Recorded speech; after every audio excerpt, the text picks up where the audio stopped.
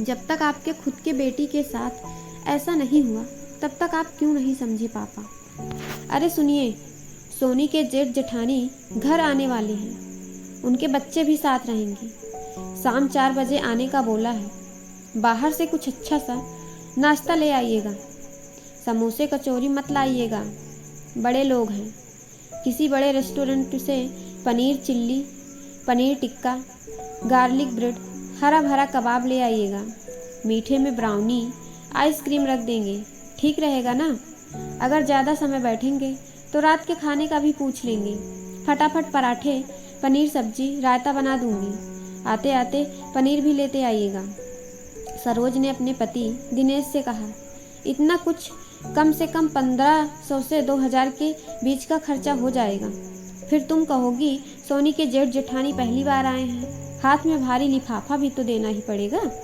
मकान बनवाने, दोनों बेटियों की शादी और बेटे की पढ़ाई में दिनेश का बैंक बैलेंस काफ़ी कम हो चुका था। हाँ तो बेटी के जेठ जेठानी है, उसके ससुराल में मान सम्मान के लिए इतना तो करना ही पड़ेगा, नहीं तो उसके ससुराल वाले 4 बातें सुनाएंगे।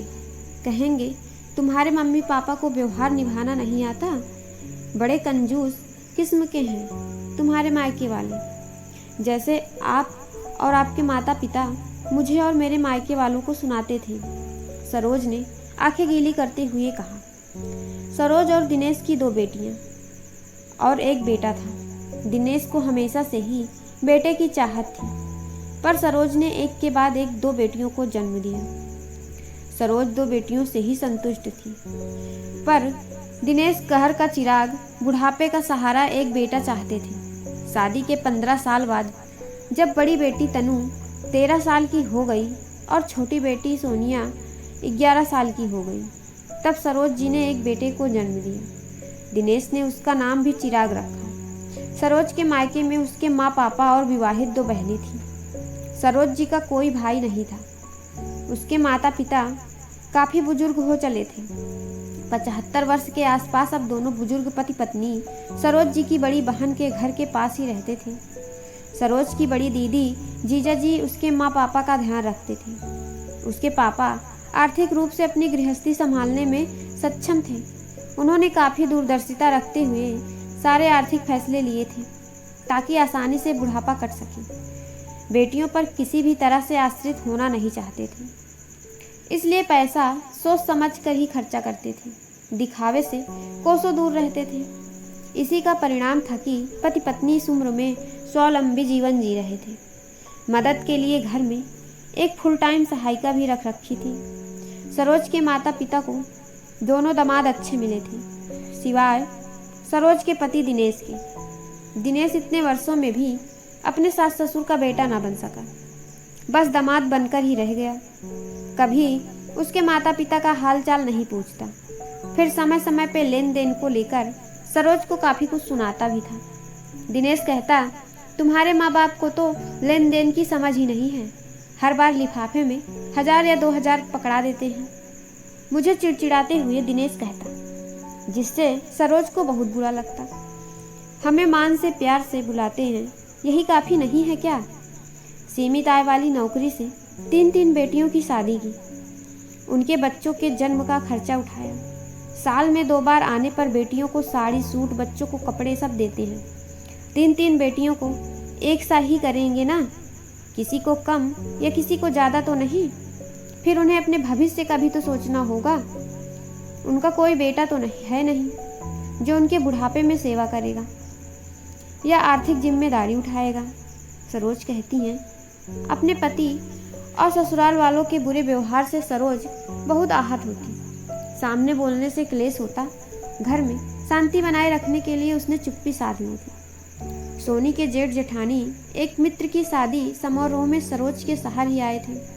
सोनी के जेठ जेठानी, उनके दोनों बच्चे सरोज से मिलने उनके घर आते हैं। 4 बजे आने का समय दिया था, मगर वह लोग 5:30 बजे आए। औपचारिक बातचीत के बाद सरोज ने सारा नाश्ता टेबल पर सजाया।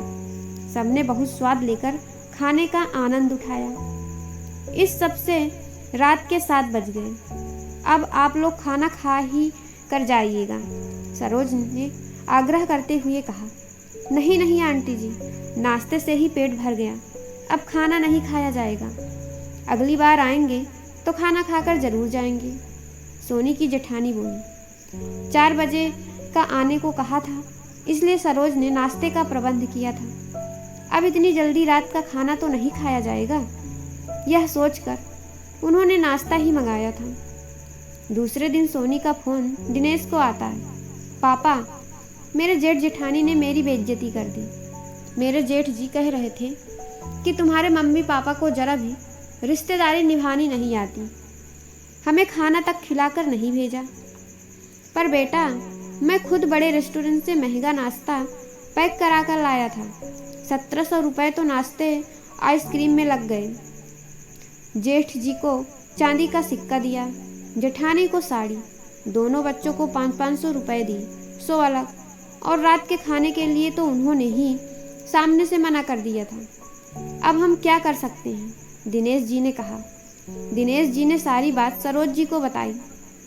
कैसे हैं ना सोनी के जेठ जेठानी, देखा ना सरोज, इतना करने के बाद भी संतुष्ट नहीं हुई। नाश्ते में इतना खर्च करने के बदले पूरी सब्जी खिला देते तो सही रहता। खैर, जिनको मीन मेक निकालने की आदत होती है वह कभी संतुष्ट नहीं होती, दिनेश ने कहा।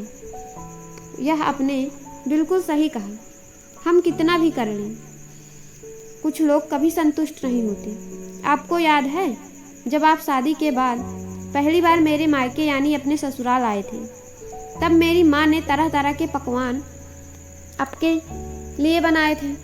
पापा शहर के दूसरे छोर जाकर प्रसिद्ध मिठाई की दुकान से मिठाई नमकीन लेकर आए थे। पूरा थाल देखकर ऐसा लग रहा था मानो राजा महाराजा के लिए सजाया गया हो। हमारे यहाँ होटल में खाने की चलन नहीं था। माँ को दामाद को अपने हाथ का खाना बनाकर खिलाकर संतुष्टि मिलती थी, मनुहार कर कर के खिलाती थी। पर आप इतनी आवभगत से कहाँ संतुष्ट थी। आपने कहा था कि दामाद को घर का खाना खिला दिया, बढ़िया से होटल ले जाना चाहिए था। इस बात को लेकर आपने कितना कुछ सुनाया था, सरोज ने कहा। दिनेश को कुछ कुछ याद आता है। उसके अंदर अहम की भावना इतनी थी कि मैं तो दामाद हूँ, मेरा सम्मान सब करें, पर मैं किसी का क्यों करूँ। ससुराल वालों को परेशान करना उनकी आदत बन गई थी। बेटे की वजह से ससुराल वाले इनके नखरे उठाते थे। थोड़े दिनों बाद दिनेश के फोन पर सोनी के पति शुभम का फोन आता है। पापा जी, जरा आप सोनी को समझाइए, घर में कलह मचा रखा है। समझा सके तो ठीक, वरना आकर ले जाइए अपनी बेटी को, शुभम बोला। बात क्या हुई है, कुछ तो बताइए दामाद जी, दिनेश ने पूछा। सामने से फोन कट गया। अरे पत्नी में तो कहा सुनी होती रहती है, आपसी मामला आपस में बैठाकर सुलझा लेना चाहिए। उनके घर में तो उनके माता पिता भी हैं, बेकार में बहू के मायके वालों को क्यों परेशान करना, दिनेश जी बोले। थोड़ी देर बाद सोनी का फोन आता है। मम्मी पापा, आप लोग चिंता ना करें, बेकार में छोटी सी बात का बतंगड़ बना दिया है। पापा, शुभम जी को जरा भी धैर्य नहीं है। आज रविवार के दिन मैंने उनको और परिवार के सभी सदस्यों को चाय नाश्ता सर्व कर दिया। फिर मैं अपना नाश्ता लेकर बैठी। शुभम जी ने फटाफट अपना नाश्ता कर लिया और अपने दोस्त से मिलने जाने वाले थे। शुभम जी को अपनी गाड़ी की चाबी नहीं मिल रही थी। उन्होंने ठीक से जगह पर देखा भी नहीं और मुझे आवाज़ लगाने लगी, जबकि उन्हें किसी बात की जल्दबाजी भी नहीं थी। मैंने कहा, आप जगह पर अच्छे से ढूंढिए, बस मैं 2 मिनट में आई, मेरी चाय ठंडी हो जाएगी। उनको इतना भी धैर्य नहीं कि कोई कुछ खा पी रहा हो तब उसे टोककर अपने काम में नहीं लगाती। वह चाबी ढूंढने की बजाय गुस्से में चिल्लाने लगी, मेरे सामने जुबान चलाती हो, अभी तुम्हारे पापा को फ़ोन लगाता हूँ। और मेरे लाख मना करने के बाद भी उन्होंने आपको फ़ोन लगा दिया। हर बात में मेरा घर कहते हैं। यह घर मेरा है, मेरे हिसाब से चलेगा। सुबह से लेकर शाम तक मैं उनके हर एक इशारे पर नाचती हूँ, पर इनको मेरी जरा भी कदर नहीं है। एक कप चाय का भी सुकून से बैठकर पीने नहीं मिलता, सोनाली ने कहा। तब सरोज जी ने दिनेश जी से कहा, कुछ याद आया कि नहीं? इस तरह आप भी हर छोटी छोटी बात पर मेरे मायके फ़ोन लगा दिया करते थे। हमारे बीच तो अगले दिन सुलह हो जाती थी, पर मेरे माँ पापा कई दिनों तक परेशान रहते थे कि न जाने बेटी किस हाल में होगी। सरोज ने कहा। दिनेश जी की बोलती बंद हो चुकी थी। उन्होंने सामने कुछ बोलना मुनासिब नहीं समझा। कुछ दिनों बाद सरोज जी की तबीयत अचानक खराब हो गई। उन्हें अचानक काम करते करते चक्कर आने लगते। डॉक्टर ने कई टेस्ट करवाने को कहा। टेस्ट की रिपोर्ट आने पर पता चला कि उनका हीमोग्लोबिन बहुत ही कम है और उन्हें लो ब्लड प्रेशर की समस्या भी है। इस स्थिति को देखते हुए डॉक्टर ने उन्हें 2 दिन के लिए हॉस्पिटल में एडमिट होने को कहा। सरोज जी को अस्पताल में एडमिट कर दिया गया। छोटे बेटे की 10वीं की बोर्ड एग्जाम चल रही थी। खबर लगते ही इस मुश्किल घड़ी में बड़ी बेटी दामाद आ गए। बेटी ने घर संभाल लिया और दामाद अस्पताल में दिनेश जी का सहारा बना। दोनों बेटियों के अलावा और किसी रिश्तेदार को इस बात की खबर नहीं की गई। छोटी बेटी सोनी अपनी माँ को देखने आई, लेकिन अगले ही दिन उसके ससुराल से फ़ोन आने लगे। सोनाली, आज आ तो जाओगी ना? शुभम बोला। सोनी को बहुत बुरा लगा। ना माँ की तबीयत के बारे में पूछा और ना ही पापा का हाल चाल पूछा। सीधा वापस आने की बात की शुभम जी ने। मैं 3-4 दिन के बाद आऊँगी, जब माँ थोड़ी ठीक हो जाएंगी, सोनी ने कहा। क्यों, वहाँ तुम्हारी बहन है ना देखभाल करने के लिए? शुभम बोला। माँ सिर्फ मेरी बहन की नहीं, मेरी भी है। भाई के एग्जाम चल रहे हैं, दीदी का बेबी भी छोटा है। कम से कम मैं यहाँ रहकर भाई और दीदी के बेबी को संभाल तो सकती हूँ। मैं वैसे भी मायके कम ही आती हूँ। मुसीबत में अपनों के साथ खड़ी नहीं रहूँगी तो कब काम आऊँगी भला? मुझे लगा कि कम से कम आप तो समझेंगे, पर मैं गलत थी। सोनी ने फ़ोन रखा और रोने लगी। अपनी बेटी को माँ के लिए फिक्र करता देख दिनेश भावुक हो गए। उन्हें पिछली बातें याद आने लगी, जब इसी तरह अपनी पत्नी सरोज की आंखों के आंसू का कारण बनते थे। दिनेश ने कभी मुश्किल घड़ी में भी उनके मायके वालों का साथ नहीं दिया और ना ही अपनी पत्नी का सहारा बनने दिया। अपनी पत्नी की भावना को कभी नहीं समझा। कितना तड़पती होगी वह अपने माँ बाप के लिए। हमेशा कहता, अपने माँ बाप का मोह छोड़ दो। कैसे मोह छोड़ सकता है कोई? फूट फूट कर अपनी बेटी को रोता देख दिनेश की आंखें भी गीली हो गई। 2 दिन के बाद सरोज को अस्पताल से छुट्टी मिल गई।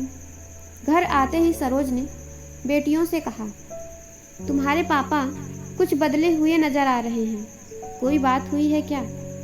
वह नजरें चुराए घूम रहे हैं, मुझ पर चिल्ला भी नहीं रहे, एकदम शांत से हो गए हैं। दिनेश ने सरोज ने सोनी से कहा, अब तुम्हारी माँ ठीक है? तुम्हें अपने ससुराल जाना चाहिए, यह सब एडजस्ट हो जाएगा। तुम्हारे जीजा जी कल अपने घर जा ही रहे हैं, तो तुम उनके साथ ही चली जाओ ससुराल भी। वैसे भी तुम्हारी बहन तो कुछ दिन रुकने वाली है। भारी मन के साथ सोनी अपने ससुराल चली जाती है। सबके जाने के बाद दिनेश सरोज से कहते हैं, अपने कुछ कपड़े बैग में पैक करो, हमें तुम्हारे माँ बाबूजी के घर जाना है। यूं अचानक कोई अनहोनी हो गई क्या? सरोज को डर सताने लगा, क्योंकि उसके माता पिता जीवन के अंतिम पड़ाव में जो थे।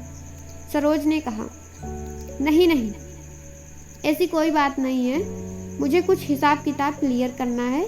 दिनेश ने कहा। पति पत्नी सरोज के बुजुर्ग माता पिता से मिलने जाते हैं। इतने सालों बाद दामाद को देखकर सरोज के माता पिता की आश्चर्य की सीमा न रही। दिनेश ने हाथ जोड़ते हुए कहा, मैं यहाँ आपसे माफ़ी मांगने आया हूँ। मैंने कभी आप लोगों को मान नहीं दिया, हमेशा किसी न किसी रूप में अपमान किया है। मेरी बच्ची भी अपने पति द्वारा प्रताड़ित की जाती है। मेरी पत्नी ने तो मेरे माता पिता को अपने माता पिता मान लिया था, पर मैं अहंकार स्वरूप सिर्फ दामाद बनकर रह गया, कभी बेटा ना बन सका। हो सके तो मुझे माफ़ कर दीजिए। दिनेश जी अपने व्यवहार पर पश्चाताप करते हुए बोले, दोस्तों, आज समय बदल गया है।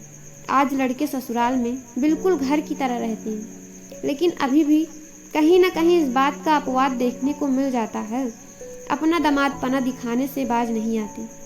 अगर अपने परिवार, अपनी पत्नी को खुश देखना चाहते हैं तो ससुराल वालों के साथ बेटा बनकर रहें। इस स्टोरी पे आपकी क्या राय है, कमेंट करके ज़रूर बताइएगा। स्टोरी पसंद आए तो लाइक और चैनल को सब्सक्राइब जरूर करिएगा और बेल आइकन जरूर प्रेस करिएगा। आपका बहुत बहुत धन्यवाद।